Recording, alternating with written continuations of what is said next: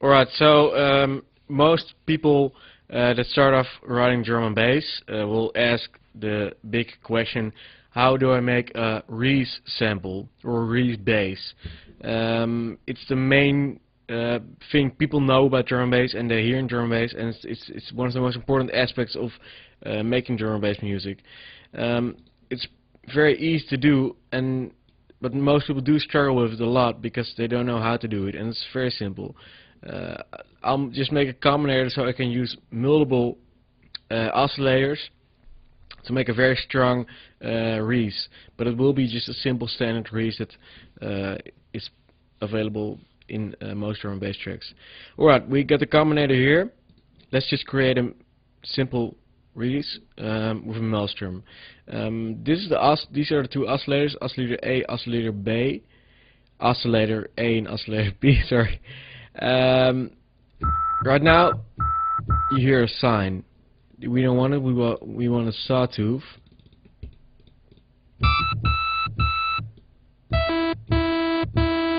Just a very simple sawtooth. Then we put the other oscillator on, and you get two sawtooths. Then you detune the one sawtooth, and that's the main aspect of a Reese. That's detuned. You detune it so it goes out of phase with the other sawtooth. Oh, sorry, this one should be at they all should be at the same octave, otherwise you get a weird sound. Okay. You hear that? That's the phasing sound you get. Well, this sounds like a Reese a bit, but it's not enough. So you want more oscillators going on with the same thing. So what we do is we copy the patch of the maelstrom. We create a new maelstrom. Let's see here. Create a new maelstrom. We paste the patch. And right now we have let's see, we have to connect it first, of course. Audio main output should be in the second thing. Alright. Now we have two of the same oscillator patches going on. So what we do, we detune this one as well. And now you have four differently phased oscillators. Now, just copy this patch again, and let's add another one because we like it so much. Paste the patch, and we do the same thing. Connect it again to the third channel on the mixer.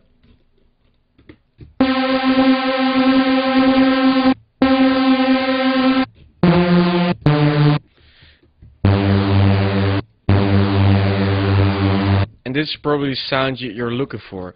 Now, one main more important aspect in Reese making is the distortion, and that's common with Reese. So what we do, we have all the synthesizers going to this mixer. We will create a distortion unit. Hold shift when you create it so it doesn't connect itself. Then simply connect the output of the main mixer to the output of the screen. I mean the output of this to the screen. The input, I mean, to the output. And then the input of the mixer, the output of the mixer to the screen. I'm all caught up here. Okay, what you do now, you, for example, use the tape distortion.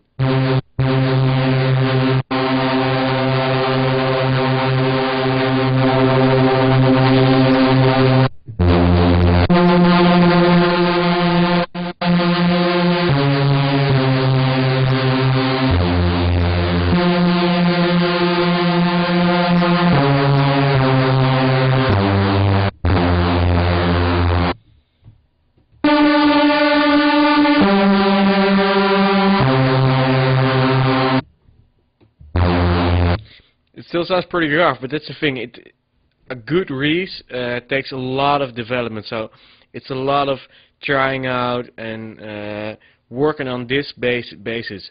But really, it's just a synthesizer with sawtooths phased out and distorted, and then you can add more effects like phasing, chorus. I can show it right now if you want.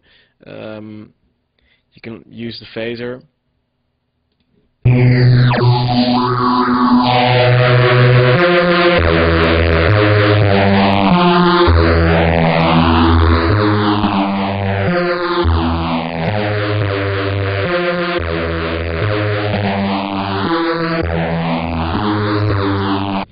Another thing that's fun to know, a bit too late for that, but you can use the legato switch on the Maelstrom. What it means is if I press one key and then I go to the next key, it doesn't re-trigger. So it just it plays the same note or the same sound, but on another pitch. So you just have to hear it. Put the polyphony on 1 if you use legato. This means you can only use one note. You can't use more voices than one key. The thing is, you have to do it at every synth now, so I was a bit late with that.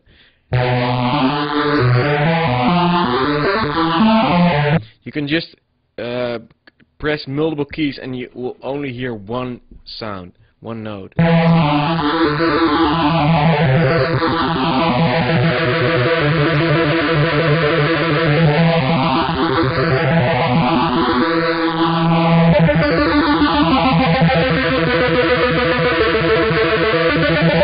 Okay.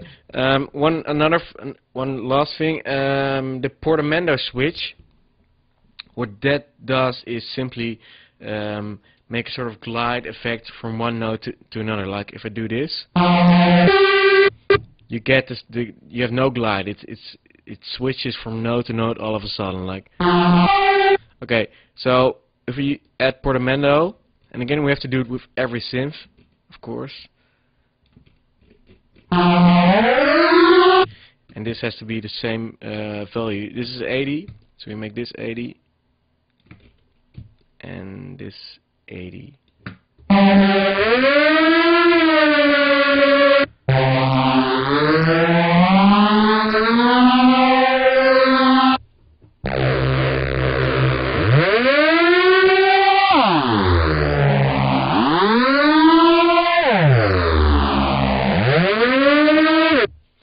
But you just have to add your own creative, yeah, how do you call it? Just your own creative flavor to it, because the Reese has been done so much in drum and bass, and you aren't gonna be doing anything new if you use it. But you can, however, use it as a base for a lot of different sounds. Look at Noisia, for example.